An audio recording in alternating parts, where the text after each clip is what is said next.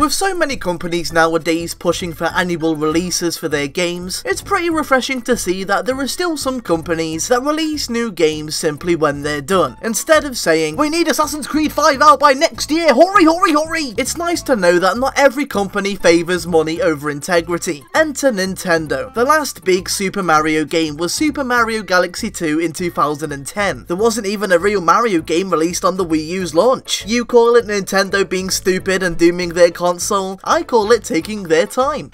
Although you would probably be right. And it was earlier this year, back at E3, that a Super Mario 3D World was announced, and the entire planet gave a collective God damn it. Because nobody wants another 3D land, we want another Galaxy-like game. Are Nintendo really going to push their new HD console by going all out with a relatively small looking Mario game? But as time went on and more footage was released, Mario 3D World started looking pretty good. Pretty great actually.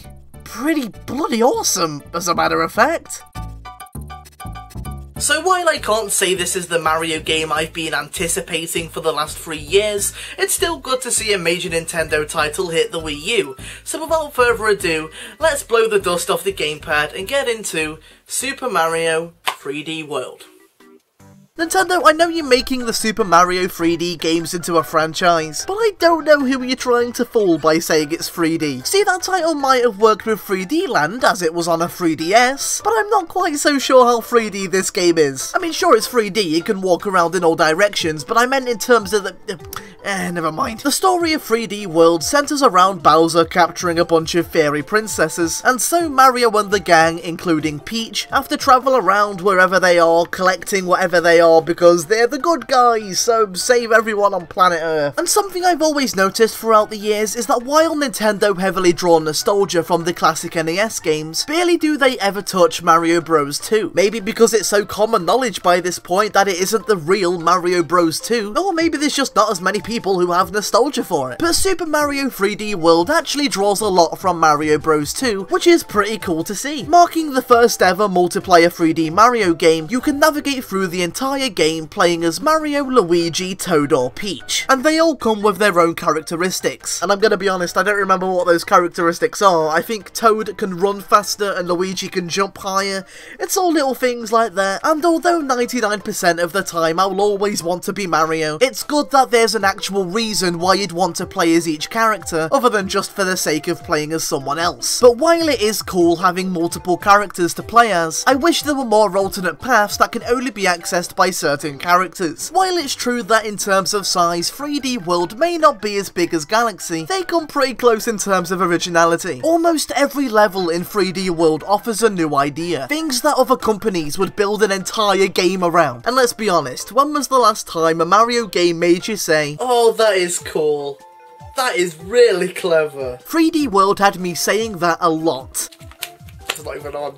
I'm saying, "Wow, that's really clever," to a blank screen. Something I can't really say for too many recent Nintendo games. Sure, they did reuse a few assets, like, really?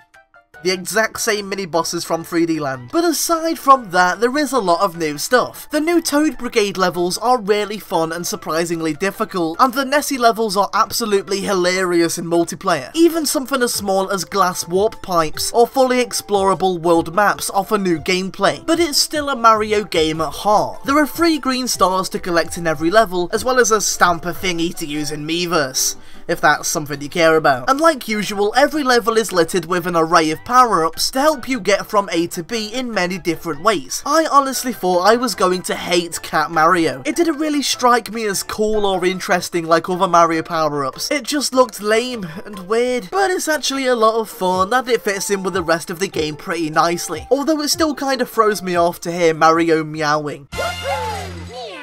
Yeah, I don't know, it reminds me of Colin Mockery.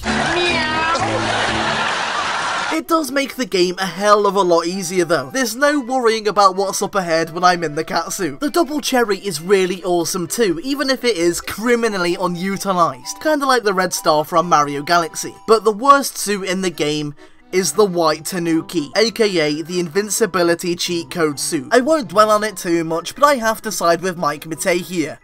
I don't like it. Go and watch his video on it, as he pretty much took the words right out my mouth. There'll be an annotation to his video at the end of this video, don't worry about it, I got you covered. And before you comment telling me, yes, I know it's optional, but it's still there, tempting me. Those of you that were hoping for the next Galaxy scale Mario game are going to be disappointed. It definitely feels more like a 3D New Super Mario Bros. Game than it does a real Mario Bros. Game, but 3D World is still crazy amounts of fun. Nintendo might have made a lot of stupid decisions in recent years, but it's great to know that they can still make fantastic games. When I first saw the trailer for 3D World back at E3, I had no idea that I would end up enjoying the game as much as I did. Super Mario 3D World is not just 3D Land in HD, it really is a full-scale Mario game, just not as full-scale as we were hoping it would be. If you have a Wii U and you haven't already got this game, you really need to look yourself in the mirror and ask yourself some serious questions. And on that rather depressing bombshell, thanks for watching this review.